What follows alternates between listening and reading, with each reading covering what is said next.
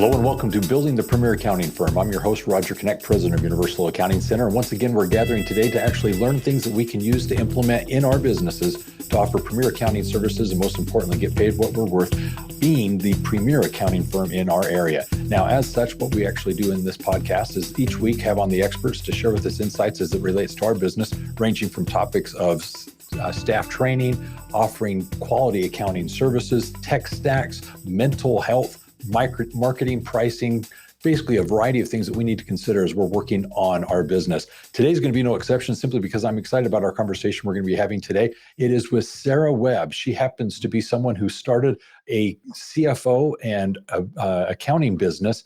And this is something that I think you're all going to appreciate. She began Web CFO after she was in corporate. So she launched her virtual CFO and accounting firm after a career in tax preparation and corporate finance with roles at global corporations like PwC and Alcon Laboratories, as well as a leadership position as a controller with a local family organization. She went on to run multiple media companies, and this is one called Plaid for Women's, and founded a nonprofit as well that was focused on bully-proofing young girls. Now, she took her varied and rich leadership experience, financial and tax roles, and combined them into basically the virtual CFO and bookkeeping firm that she now operates, where they work with small to medium-sized businesses that can benefit from her expert financial guidance without needing to hire someone full-time. Tara's actually working with clients that she can help with her education, her experience, her insights, as she actually helps them achieve peace of mind while reaching their goals. So Sarah, welcome to the show. Yeah, thanks for having me. So Sarah, obviously I'm always wanting to get a little bit of a backstory. So for my listeners, give us a little bit of an understanding of what took you into the accounting profession. Why did you become an accountant? I think I was actually always destined to be an accountant. When I was a young child, my mother let us pick out our Valentines. So we had this catalog, it was called the Currents Catalog, and we would pick out what design of Valentine we wanted, and she would order them for us, and we'd, make them for our class. Okay. So year after year, I selected a Valentine that was a checkbook, and I wrote a check to each student in my class, filling out the payee and the hugs and kisses and the amount, and would fold it up. And so I think, that always fascinated me. Money always fascinated me. My parents included me in a lot of conversations about our family and how we decided to spend money and kind of how they divvied up, the responsibilities of what our house looked like. But I think from a small kid, I was just interested in money. That is awesome. I love that. That's a nice little Valentine's story there, especially writing out the checks to each of the students and helping them see, okay, you've got a credit here with me. So this is really kind of cute. All right. Yeah. So then you obviously went into accounting, got your degree. Tell me about what happened next as it related to your career. Yeah. So I went to Texas A&M and I was like accounting or finance. And according to the career services, accountants made, $3,000 to $5,000 more coming out. So I was like, perfect. I want to be an accountant. And then Price Waterhouse was recruiting on our campus, and I knew that I wanted to go into the Big Four accounting, and I wanted to move back to Fort Worth, and they had a position, and they said, do you want to do audit or tax? And I said, what is available in Fort Worth? Because that's my hometown. They're like, tax. I was like, I love tax. I've always wanted to do tax. So kind of just opportunistic of falling into that. Definitely knew I wanted to be in accounting. I prepared tax returns for about 5 years. I'm not the best tax preparer. I'm not horrible. I just don't want to keep up with it. And I'm not detail oriented enough. And so then I went and worked for Alcon Labs, which at the time was in and out of the Novartis family, and really got to measure up like my compliance. And accounting to me is very historical looking. We're always working, behind us, where I got some finance chops in the forward looking piece of kind of the second, the other part of accounting and finance of forecasting, budgeting, and cash flow management. I love your story simply because I think a lot of my listeners can relate to the fact that with our careers, oftentimes it's unknowingly which doors are going to open, which windows are going to become open. And all of a sudden, these opportunities present themselves. And clearly with you going back to your hometown, becoming that tax person, obviously these are things that then affected your career trajectory. And now you found yourself in this situation where you are now. So I'm curious, why start an accounting business?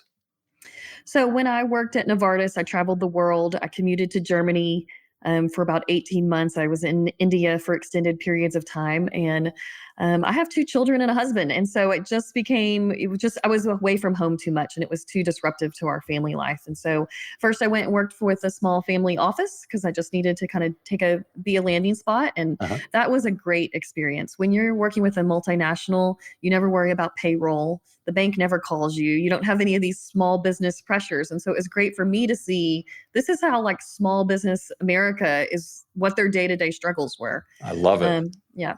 And after a bit, I bought a multimedia company and ran that for a little bit and decided to sell that off. And so kind of I was like, okay, what do I need to do? And, being close to my hometown, I'm known in my community. Oh, can you help me with my accounting? Can you help me with my accounting? And I was like, I've sold my other business.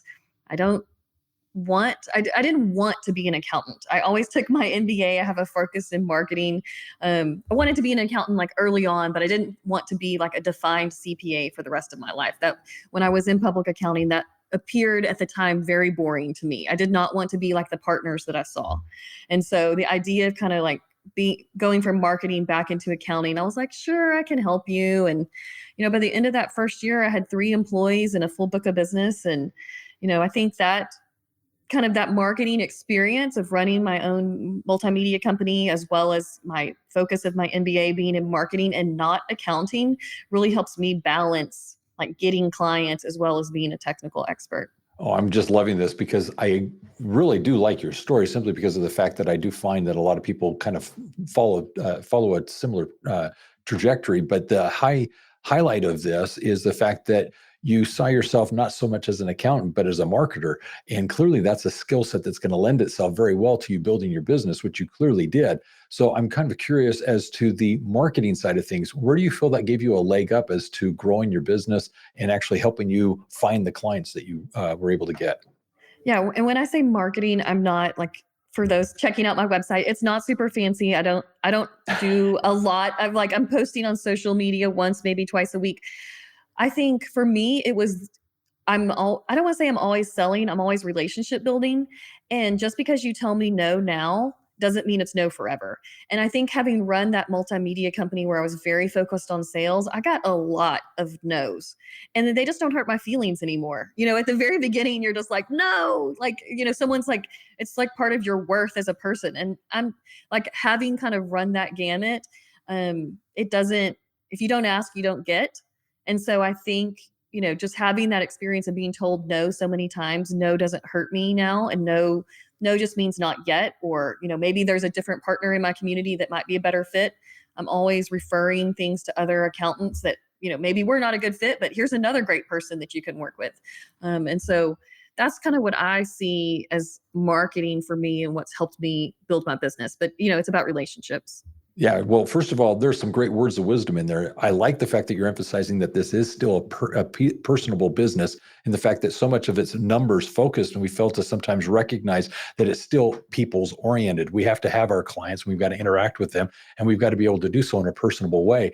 But the same thing that you just mentioned a moment ago is so very important. We can't take this personally, which is to simply say in the marketing, you're going to get a lot of no's, a lot of rejections, but it's not you being rejected. It's just perhaps they're not in a situation where they need or see value in your services, but it's not to say that you're not a good individual. But yet I think some people struggle with the fact that those rejections, those no's are perhaps taken personally, and that does hurt their self-esteem, and it helps them struggle in the marketing, yet you're able to see past that and obviously weather that storm. So I like how you were explaining that. So thank you for it. So let's dive into a little bit of your services, because clearly you were doing the bookkeeping, the tax, but more importantly, you moved into the CFO space, offering what some people refer to as fractional part-time CFO. This type of service is something that a lot of people like to talk about and are considering offering. So let's talk about that for a minute. What is, as you define, fractional or part-time CFO type services? I think fractional CFO services are the mix of accounting and finance, right? So like I Mhm. said, the accounting has to be accurate. I mean, you can't make decisions if you have bad bookkeeping, accounts unreconciled. I mean, bad data in is just bad data out. Yeah. So I feel like my job is to take the data that our team, so we have a team of 7 people. So we have some people, we do bookkeeping for some clients, Mhm. we're getting them there. But like my specific role is to take that data and say, so what? What does this mean? What does this balance sheet mean? What does this P&L mean? Is it Are you on track for your goals? You told me you wanted to do XYZ. Or how are we doing against that? Or, we need to pump the brakes on this. Like we got a AR problem. So I feel like a lot of times from a compliance perspective, accountants were very like, we've reconciled the accounts, we've checked the boxes, we are done. Here's your package. And what our team does is we're like, here's your package. And as a business owner, these are the things you need to look at. And sometimes they're congratulatory emails like, Roger, you did a great job. Like you knocked sales out of the park this month. Or, you spent a little bit more on XYZ. Where's the return on that? So it's almost like an accountability partner for the business. We consider ourselves business partners with the clients that we're working with.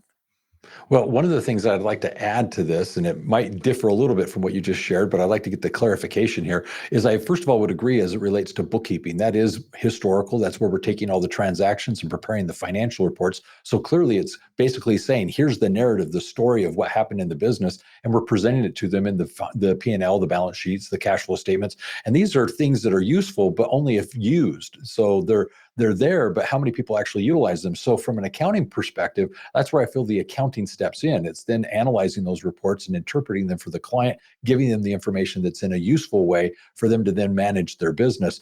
But what you're talking about as it relates to CFO services is then that business management. It's the fact that we as an accounting profession have the ability to give insights as to the business model.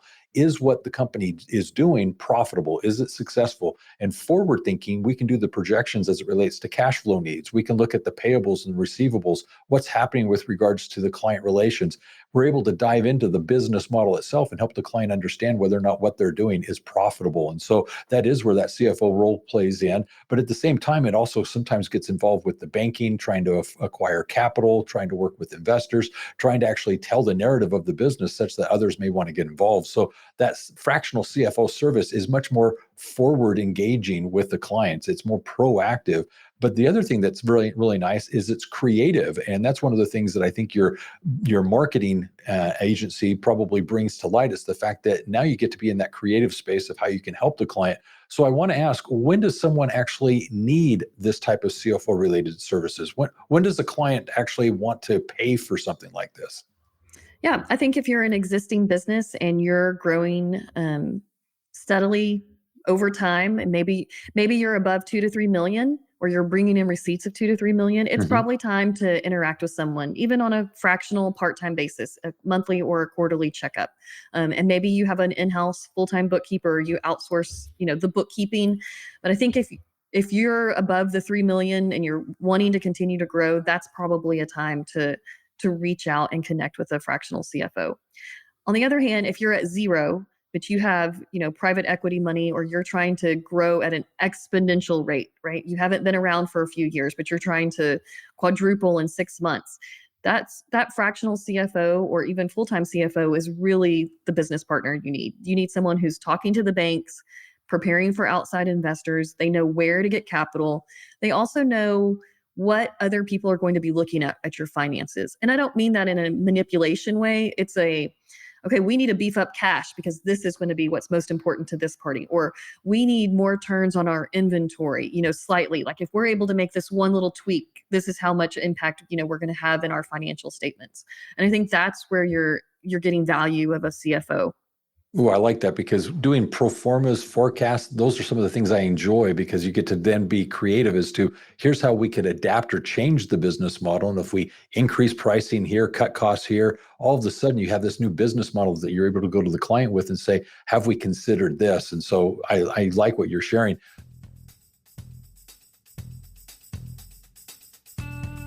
The turnkey marketing and sales process to getting accounting clients with confidence.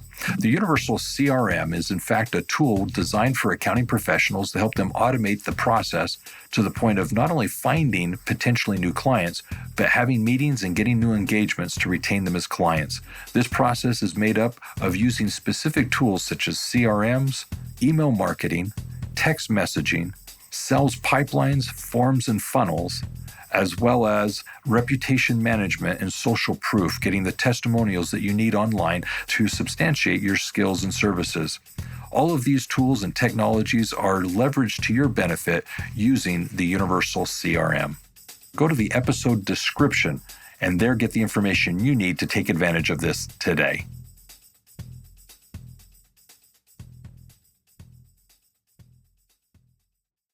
So the question I'd have is, when you take on a client initially and you're offering CFO related services, what is one of the first things you actually look at or review as you're beginning that client relationship?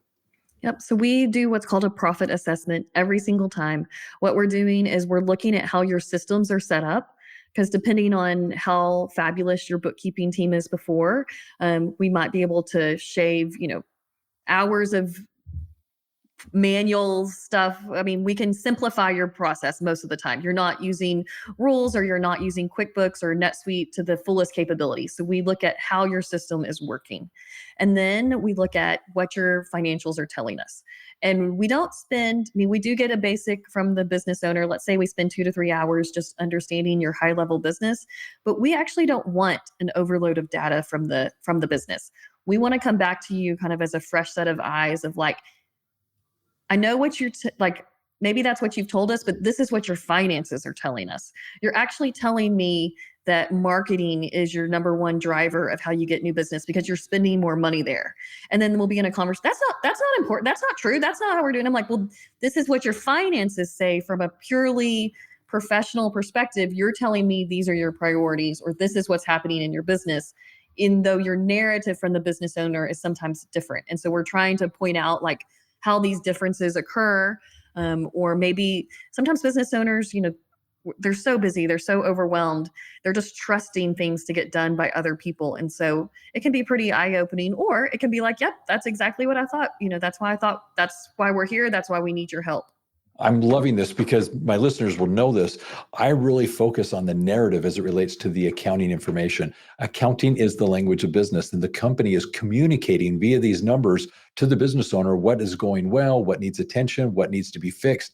And as accounting professionals, we are the interpreter. We're the one that's going to translate this information and communicate it back to the business owner. And just like you described, sometimes the business is different in the numbers than what they're thinking they're experiencing. And when that narrative differs, it's basically a call to attention of, okay, why are you thinking on a daily, weekly, monthly basis, this is happening in your company, but yet this is where you're spending your money, your time, this is what's happening as it relates to sales and so forth. All of a sudden you're able to say, how do these two differ and what do we need to now align? And so this is a great conversation that every CFO needs to be having with their client to actually understand what needs to change in the business. So this is great. Now, I do focus quite a bit on KPIs. I'm a very big fan of leading and lagging indicators. I really love the numbers. What are some of the metrics that you actually focus on with your clients? Maybe 3 things that you would identify as being priorities within any organization. Yeah. So we do a lot of work with private medical practices and attorneys. And so I am on them all the time about accounts receivable, what their turns are, who's collecting, because if you cannot collect, your family doesn't eat ultimately down the road. Right. I mean, So a lot of people really like to neglect collectibles. They don't want to make calls, all of that. So I am big on that. I'm also, we're always looking at cash balances in the cash forecast. Okay, this is how many weeks of cash you have on hand, or this is how we're deploying this if you're having a big capital investment. So I am focused on gross profit, AR, and cash in the bank. I mean, I think with those things, you're able to really narrow down what's the most important thing to the practice or clinic. I'm loving this as well because the accounts receivable is one of the places I also begin. The business owner, so often when I'm communicating with them, they act as if it is money in the bank, that they'll get 100% of what's owed to them. And to help them realize that as these accounts age, they're oftentimes going to miss out on some of the funds, and they're going to only collect a percentage of it. But when you dive into the aged accounts, it's interesting to me how old some of these accounts can actually be, and yet they still think that they're going to be paid off. So to go in there and manage the receivables, accelerating the payments, and more importantly, collecting more of the payments, you can really make a big difference within an organization. And as you correlate that, the cash flow as it relates then to the payables, if you can hold on to the money longer, earning perhaps interest or having up a large enough reserve to help weather some of the storms, cover payroll and so forth, you can make the business experience so much better. And the ulcers that the client may have will start to recede simply because they're not dipping so low into the account as they're paying out the bills. So yeah, you're touching on some of the same things that I address. So what's one of the biggest financial missteps that you find as you work with your clients from a CFO perspective that these small businesses are making? I see a lot of business owners abdicate responsibility of the financials to an office staff, a bookkeeper, someone who they've trusted for years. And most of the time they start off great, or maybe they're still doing a good job, but the accountant isn't actually most of the time in charge of producing the sales or in charge of, we can't deliver good financial results, right? So sometimes I see the business owners kind of abdicate the responsibility of understanding what their finances are telling them, or they're just, thinking that this is going to continue on behind the scenes. Some recent uncoveries that we've found and kind of corrected and identified, there's a lot going on right now with credit card processors. And so I see money getting withheld for excessive fees, or money being not settled in a timely manner. And so we've been spending a lot of our time through the summer going through each of our practices and making sure they have tight credit card transaction reconciliation processes, but connecting with their provider to understand, all the reports they're getting and looking at failed transactions and things like that. That's where we're spending a bit of our time, because that's AR. Yeah. Just because you're running someone's credit card doesn't mean it actually always goes all the way through to your bank, even though it should. You made a comment in there that I really appreciate, because with my controller here at the office, I have within our accounting department an individual that I've tried to educate, and she's done a phenomenal job of this, into understanding that she needs to push back on the various things that are happening within the organization. And she looks at different expenses, things that we have going on in various departments, and asks why. And just asking that curiosity question of, why is this important? Why is this necessary? Why are we spending these funds? She challenges all of my managers to actually understand why they're doing the things that they're doing as they spend various funds. And there are certain things that managers will simply say, oh, we bought that and I forgot to cancel it. Or I bought this, but I never ended up using it. I had the intentions of using this, but eventually it became a B, C, or D item. And although I'm paying for it, I'm just never using it. And those things have just been only achieved simply because of her questioning and challenging and pushing back. If she did not do that, there would be expenses that would go unchecked and paid, just slipping through the cracks. And so what you're describing, I think, kind of falls into that spectrum of being able as an accounting professional to ask, to be proactive, to have a voice within the company. And as we work with our clients, it's appropriate. I feel it's necessary that we actually ask these questions about the business model. Tell me about this. Why is this important? Why are we spending these funds? So I like this part of the conversation. Now, let me move into something that I'm also very passionate about, that I understand you're also very interested in. I speak of, with my clients, building an organization that is no longer dependent upon them in the day-to-day operations, building what I refer to as a self-sustaining living entity that is autonomous from the business owner. And for that, it oftentimes giving them permission involves, taking time off. What is it that you do to actually encourage your clients to kind of recharge and take time off and have that permission? Well, I mean, we talk about systems a lot. So before the world shut down in 2020, I actually had a 2-week vacation planned to Hawaii. And so I was testing my own self of like, can I step away from my own business and do this?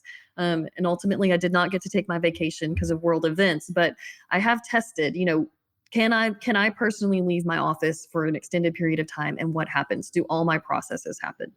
And so we counsel business owners, you shouldn't have to be there every waking hour. And part of that is training others, bringing them up in the way that you want things done, but also developing systems. I mean, there should almost be a playbook for almost everything that happens on a day-to-day basis in your business. I think, as a business owner, you always have a certain pizzazz. There's certain customers that only want to talk to you. It should be, less than one hand of those people and those types of activities that are very owner dependent. Well, the way I relate to this is I'm a workaholic. I'm an admitted self-described alcoholic or workaholic, not alcoholic, workaholic. And so my point in this is the simple fact that I enjoy what I do. I love what I do. And I spend quite a bit of time doing what I do because I enjoy it and I'm good at it. But the problem is I need to actually help my business, help my individual employees understand that they can do their jobs without me. And so it is this disconnect that I'm intentionally trying to cause. And so to do what what you were just describing, I intentionally try to not come in at the very beginning of the day so that they can start their days without seeing me. Also, at the same time, ending the day, I try to actually leave before they may see me. It's a difficult thing for me. My work ethic has always been I want to be the first one in the office and the last one to leave. And I push that. I intentionally won't walk out the door until somebody has actually left. Well, I started to realize I'm actually doing them a disservice because they need to be able to work autonomously from me. But in addition to this, I've found that it's also beneficial if I could actually take off a morning or an afternoon, take off a full day and see in my absence, what is it that does not get done that either my people don't know how to do, or more importantly, don't feel they have the permission or trust to do. And as I come back, I'm able to identify, okay, what happened? What do you need me for? And as I realize, okay, that's something that if I were you, I would have done it this way. Now I'm trying to train them, educate them, more importantly, empower them to make some decisions in my absence, realizing, okay, they could have still acted without me being around. And as I go through that experience, I'm starting to realize, where am I the choke point in the business? And as I do this with my clients and they experience the same type of things, it's amazing the learnings that they have as they're actually now seeing, okay, when I'm gone, what is it that they're unable to do in my absence? So that's just kind of a related thing. Would you add Sure. anything to that? Yes, I think, how they, and not like from a control of HR, but like you said, what doesn't get done or what do they struggle with? And sometimes I question, because I have a lot of playbooks, I have a lot of instructions. That's just how we're running our firm. But am I communicating? Because I may not verbally communicate. I do a lot of videos, written things. Like, however I've written it, they didn't understand it because I didn't get the same result. And so, do I need to change my communication, either Mm. method, or it, like, my Sarah language isn't translating to like the rest of the team. I must have said something, or not explained it adequately. So, I think we're in the process of pressure testing that. The more I try to be less involved in the day-to-day things. Beautiful, beautiful. No, that's great. So, as you and I are working with our clients, I'm curious, what experience have you had with regards to fraud, and what are some of the more common things that you may have experienced as you're working with your clients coming in as a CFO, and all of a sudden helping them realize there are some things that have been overlooked in their business? Yeah, I think, fraud, people are very conscientious about their financial statements and who's having access to what. I think having a third party like a bookkeeper, or, your tax person is not testing for fraud. I think people think of an accountant in general like, oh, they'll catch that at the end. Yeah. They're not doing that. Um, so I think, if I was a business owner, I would be asking for, hey, give me a copy of this account, this reconciliation this month. I think random spot checking is a way to help prevent that. We've been seeing a lot of phishing schemes. Mm. Click this, or, oh, you didn't send me that payment, and someone will send the payment again. That's a good one. We've instituted what we call our payroll change form, where you actually have to talk to a human to have your account changed for payroll. We've been getting a few emails from clients, maybe their employees are sending us an email that says, hey, update my direct deposit form. And we're now requiring a handwritten signature and a phone call to make those changes, because that's where we're seeing fraud perpetrating as well. These are some great tips, and I'm going to add to them. Some that I have in my company are also with my clients. One of which is every transaction has to have a receipt. And so even if it's a recurring thing, it's a receipt by the manager or the individual that's approving this so that they can actually account for, here's what's going on. And then with regards to the transactions, anything that is not a recurring transaction, we do expect some type of an explanation of what the purpose of it is. What are they trying to accomplish with it, so that they have an explanation. And fortunately, so many of the transactions today come with digital receipts. They come in via email. And so those are then used as an email forwarded to the accounting department to say, here's what's going on, put it in this department. This is the suggested, let's say, chart of account that it should go into. So there's a variety of things that we're trying to do that enable communication. But the thing I wanted to point out is still, as the business owner, as the one running the business, I still behold or take upon myself to actually know and understand the expenses. And I look at every month the expense details and I go through, and it does take some time to go line by line. But I'm first of all looking for, are there any transactions that are with an unfamiliar organization, something new that I'm not familiar with? So that stands out pretty easily, because doing this monthly, I'm clearly going to know, okay, I've never seen that transaction before, or that business. So that causes me to reach out and ask, okay, what is this? What was it for? But also I'm asking about things that are being paid for on a recurring basis, and I'm spot checking. Okay, I'm going to ask, is that something still essential or needed within the organization? And I'll ask my management whether or not this is something they're still using. But then as for the recurring ones, the ones where we have multiple transactions, such as our advertising and so forth, I'll actually look at those and see, okay, were there redundant ones on a specific day or whatever? And what I've found is there are instances where I get double billed. I just dealt with one recently. And what it turned out being with some research is that I wasn't billed in a particular month and they double billed me in the following month. Things like that. But it's me knowing my business and becoming intimately aware of what are all the transactions going on. I'm holding accountable my management. I'm holding accountable my accounting department, and all these things kind of put me at ease in thinking maybe I am going to limit the likelihood of fraud and so forth. So would you add anything more to that? Yeah, I think for us, we encourage all clients to have, we called it accounting email. So it's accounting at whatever your extension is, and Mhm. all bills need to go there. Love And it. so that way we're not, we're acting as a member of your team for a variety of reasons, but then we're in control of receiving all the receipts.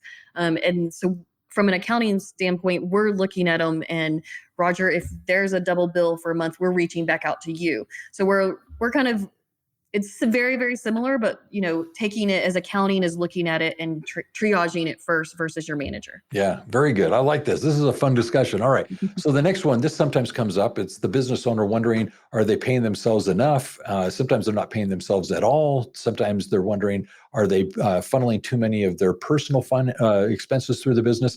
How do you actually help a business owner figure out whether or not they should be paying themselves, or how much they should be paying themselves? Clearly, they should be paying themselves, though. Yeah. I was like, I don't think I've had anyone question their personal expenses that they're running through. That's between them, God, and the IRS. But that does come up sometimes if they're selling a business. We'll do an add back if we're Uh-huh. kind of looking at some of those. There's lots of tax advantages for owning a car, all those types of things. But what we look at, we're a big fan of an S corp. I think Okay. that's for most of my clients are professional services, so that is the desired legal entity structure that we like for them. Most of the time, we're looking at reasonable compensation for a W-2, and then we're paying out the rest as distributions. As part of our profit analysis, we're seeing what your net income is.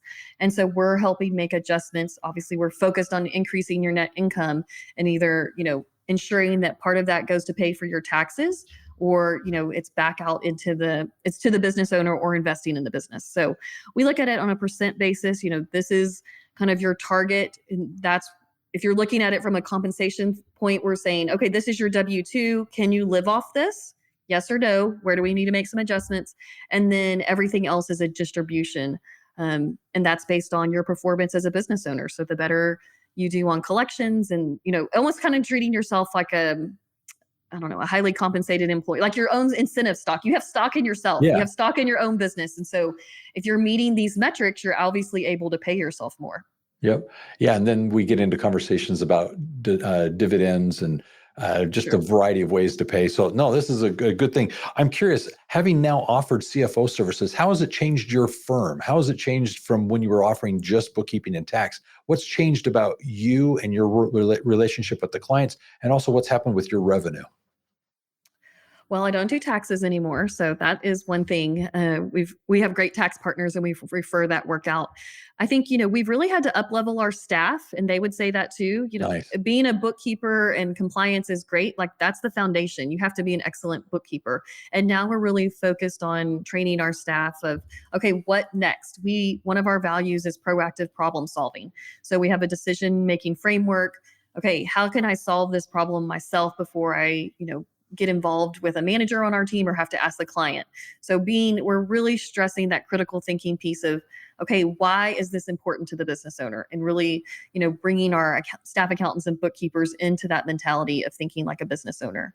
For me personally, I'm working with I'm working with higher monthly retainer clients and fewer clients.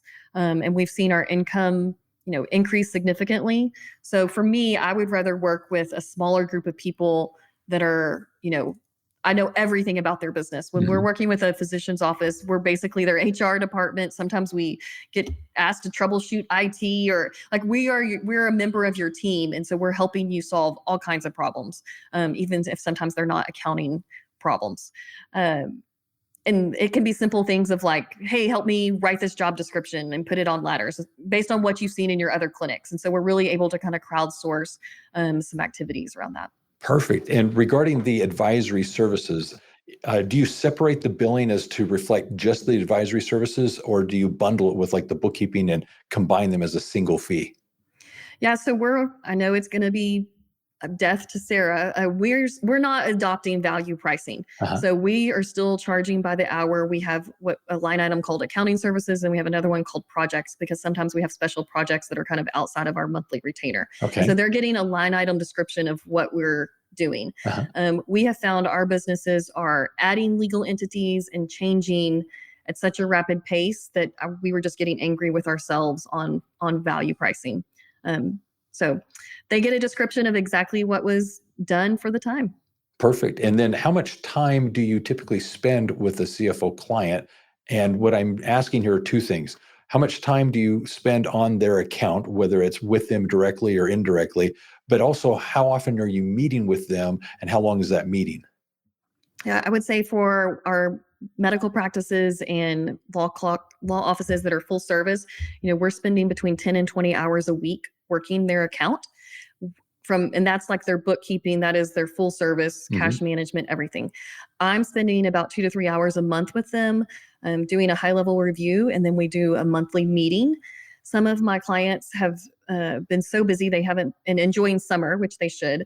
We haven't been able to have monthly meetings. So we've just been recording Zooms for them, and that they catch it on the go. And we're popping up our spreadsheet and we're walking them through the financials, and they seem to be loving that. So if they can't get the in-person/Zoom meeting, they're getting a video that they can review at their leisure about the things that we're seeing in their financial statements. Very nice. So it sounds like about an average of 40 hours a month doing the bookkeeping. In addition to that, you're doing 2-3 hours of CFO related services, and you have that once a month meeting with them. So I don't know if you're going to be able to break this out, especially from the bookkeeping, but just for the CFO services, do you know what your average is that you're actually charging your clients for the time that you're spending on them in that capacity? Probably around $2,000. Beautiful. I love it. Yeah, most of the ones I'm familiar with, they're ranging between $1,500 to $2,500. So you're smack in the middle of that. Generally speaking, they're spending about 2-3 hours a month, as you indicated.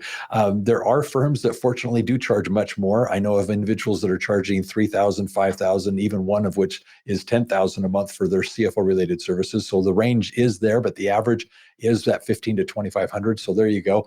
The one question I want to ask is, how has it changed for you personally now that you're in this CFO space versus the tax and the bookkeeping that you were once doing? I think it kind of goes back to some of your earlier comments about being creative. I mean, I don't consider accountants super creative people, so that's weird for us to say. But Yeah.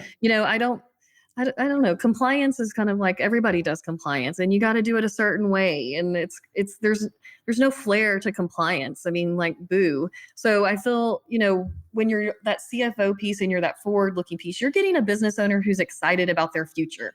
And there's something a lot more exciting about growing business than compliance.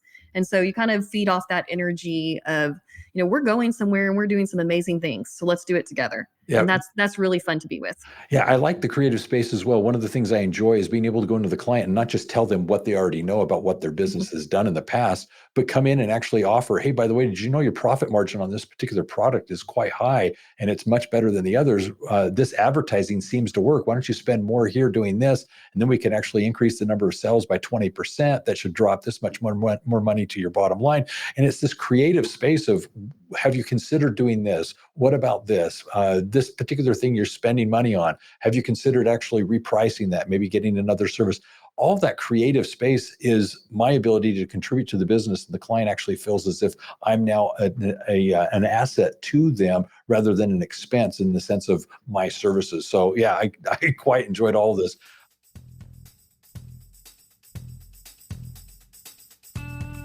Get your free copy of the book In the Black, 9 Principles to Make Your Business Profitable. This is a how-to guide for accounting professionals to work with their clients and actually implement proven processes and systems to ensure that their clients make profit a priority. It is in this book you'll actually learn how to map the business and, in fact, make marketing, accounting, and production a priority within your client's business. You also learn the wisdom pyramid, how to actually take the information you're providing to your clients and effectively use it so that they can make more informed business decisions.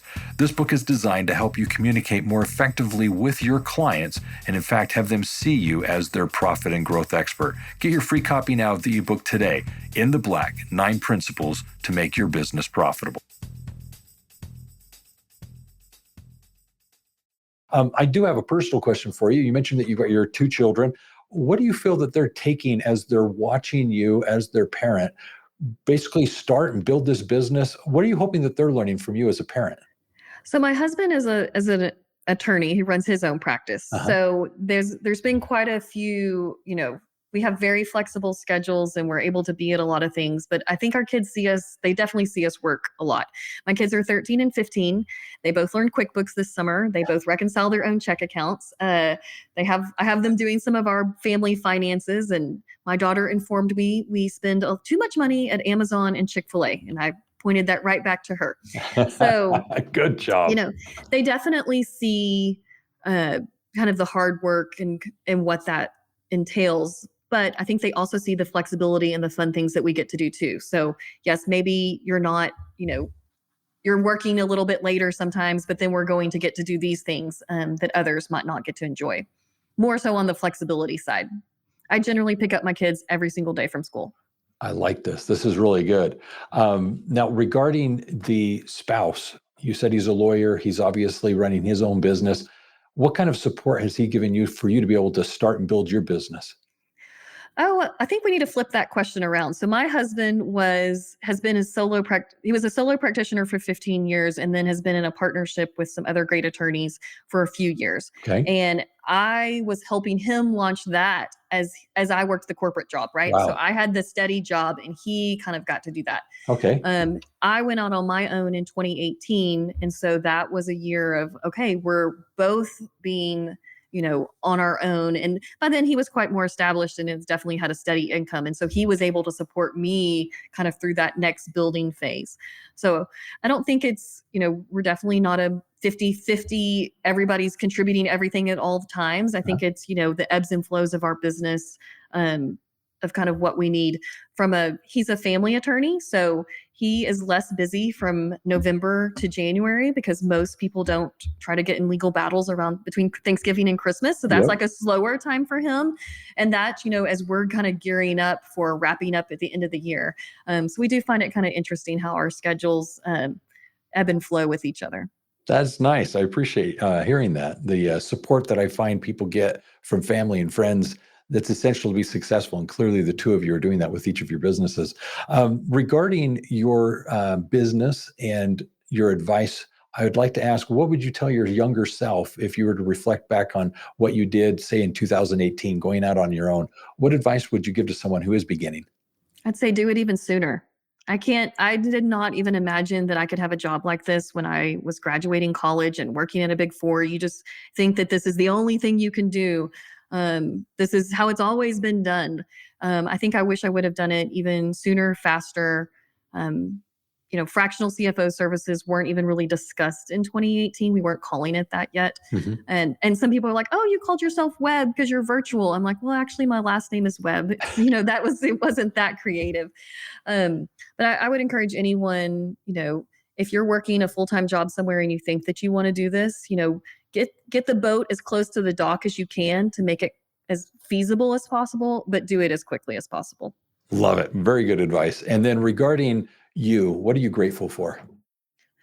I am grateful for the flexibility of this profession that allows me to kind of do all different things.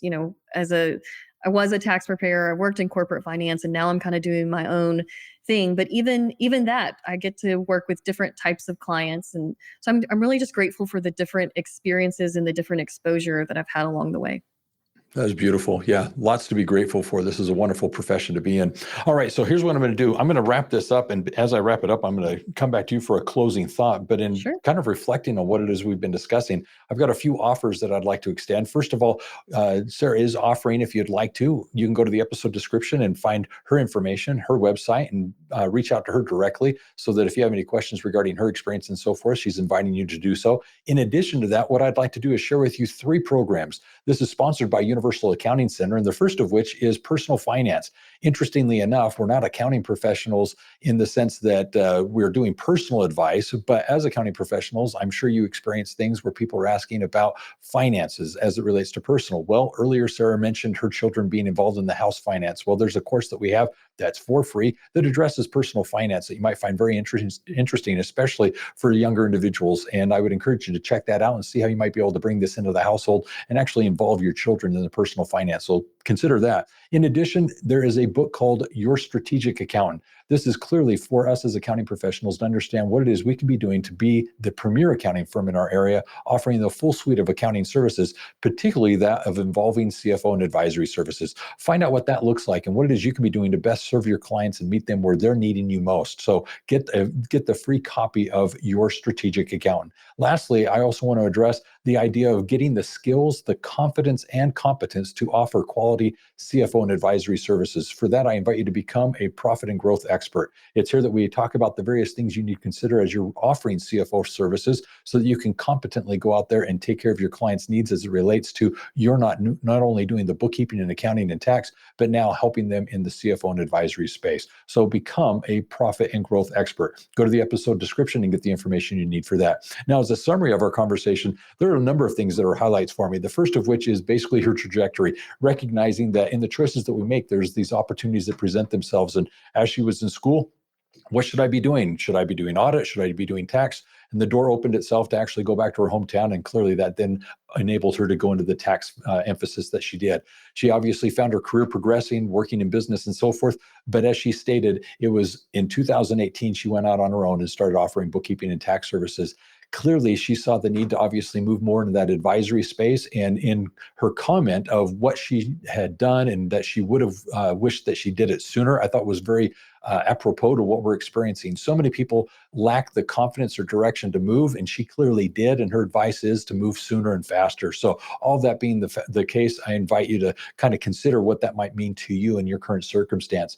The other thing that I thought was quite nice is we were talking about things as it related to basically CFO and advisory services. And there were a few highlights there, one of which is basically understanding the definition of what CFO services are. When we're explaining this to our clients and what it is that we can do for them, she was able to explain that it's more than just the compliance, the transactional recording, the financial reports, but it's more in getting into that review, the analysis, the application, helping with cash flow. We were talking about receivables and how that's a great place to begin with our clients to make sure that they're collecting on the monies that they're obviously owed. She talked about the metrics to be looking at, and I think that's very important. We all need to identify what those key performing metrics are and find those for our clients so that we can best help them identify the leading and lagging indicators in their organization.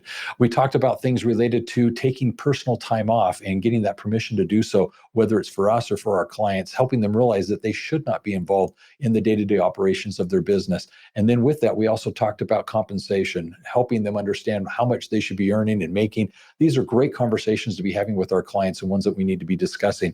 And then I did appreciate the conversation about fraud. I think that's something that we perhaps don't talk about enough, putting into place various systems or processes to kind of ensure the quality of the accounting and that there is a less likelihood of fraud. And so those little insights there were very helpful. And then as it related to her family, her children and her spouse, she was able to show how they were actually very supportive of one another and at the same time involved with the finances. I like the fact that the children, even in their young teen years, are now involved with the family finances. I think that's a beautiful thing to realize because I think too often in today's culture, they're just seeing us swipe the credit card. They just presume that the plastic has the all-empowering ability to just buy whatever, whenever. And more importantly, they don't understand the concept of what cash is. And so I think that's something something very important to dive into. And so for that reason, I suggested that personal finance class that I shared at the beginning. So all that being said, Sarah, what would you like to leave as a closing thought? Yeah, I think as a closing thought, I talked about the speed of getting out and doing it on your own as quickly as possible. And kind of back to what I originally said, on there, you're going to get a few no's, and do not let the first, second, third, 10th no mean that you're not equipped to do this. You are equipped, you just haven't found the right niche, or you haven't been introduced to the right person yet. So even though you're acting with speed to get out there, you're going to hit some roadblocks or speed bumps with the no's, but you just got to keep going. Yes, and that's where we talked about not taking it personally, and I think that's very good advice. So thank you for that. So here's what I'm going to do to wrap up the show. First and foremost, I want to invite you, if you haven't already, subscribe to the podcast. We'd love to have you as a listener. Basically, get the notifications each and every week as what the new show is, who the new expert is, that you can actually listen to and actually learn from as it applies to running your business. In addition to that, I'd like to invite you to go to universalaccounting.com. There we have in the navigation the podcast highlights. The podcast highlights happen to be playlists that we've compiled of the various shows that we've had over the years. These are playlists that you can binge listen to. In binging them, you can focus on the topics that are relevant to your current situation as it is now, whether it's growing your business with marketing and sales type topics, talking about pricing and so forth. It's perhaps involving accounting services, whether or not you should be including bookkeeping, accounting, tax, CFO type related services, and what those might look like as it relates to your clients. We're also talking about workflow efficiencies, things that you can be doing as it relates to tech stacks, training your staff, setting in place standard operating procedures, how to onboard clients, service your clients. These are playlists that you definitely want to dive into and learn more about. And then lastly, we have things that are off topic that might be very applicable to your current situation, such as mental health. These are things that I'd encourage you to check out. So definitely go now to universalaccounting.com and check out the podcast highlights. In addition, I want to invite you to GrowCon. GrowCon is an annual conference where we invite the experts to speak to us from the stage and share with us their insights as to what it is we can be doing to build the premier accounting firm in our area. Come hear them address things that are related to getting the clients that you deserve, basically growing your business at the pace that you can be happy with and meet your financial needs. We're talking about accounting services. What is the cutting edge? What is the client needing and wanting from us as it relates to quality accounting services? We're also talking about running a successful business, the efficiencies, the staff, the various things that we can do to ensure that we actually have a company that we can be proud of. Come listen and learn and find out what you can be doing to work on your business. I also invite you to come to the conference to meet your peers, find out those individuals that are doing what you're doing and doing it well. Make those connections, build those friendships, and most importantly, collaborate with them to see what additional services you might be able to offer your clients in collaboration with them. I also invite you to come and listen and learn from our staff here at Universal Accounting Center, those key individuals that I work with that are committed to your success, allowing you to be in business for yourself, but not by yourself with Universal Accounting. So all these things, definitely check them out. I invite you, if you would like to discuss these principles or more, anything that we're discussing on the show, give us a phone call. You can reach us at 801-265-3777, or you can visit us at Universal Accounting School. Why? Because accounting success is universal. And with that, you can actually understand that accounting success is what you need. So with that, enjoy yourself, be safe out there, and have a wonderful day.